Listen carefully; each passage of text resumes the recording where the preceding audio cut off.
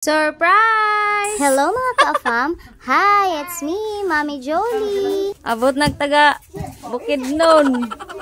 Joke lang po yan sa kanila. Si Mama at Papa po kasi galing yan sila sa Bukidnon. Pinuntahan kasi nila yung kamag-anak namin doon dahil namatay yung lola namin. Hindi na kami sumama kasi sobrang mahal naman din kasi ng pamasahe mula Bohol papuntang Bukidnon. Tsaka walang maiiwan sa mga bahay namin. Tapos ngayon, umuwi na sila at ito yung mga pasalubong nila sa amin. Dumaan sila sa Leyte kaya may dala silang muron. Ayan, kinakain ko. Masarap talaga ang chocolate muron sa Leyte. Meron din silang dalang pinya at saka mangga mula Bukidnon. At hindi ko na pinakita yung iba nilang dala. At isa na doon yung kanilang mga labahin. Dalawang klase pala ng suman yung binili nila. Thank you Mama and Papa sa pasalubong. Alam nyo bang na-miss namin kayo? Ilang araw din kasi kayong wala eh. Iba pala talaga kapag wala yung Mama at Papa. At ngayon, masaya na kami dahil umuwi na kayo. Pero mga ka-afam, kung kayong tatanungin, kasama nyo yung mga magulang nyo o malayo sila sa inyo?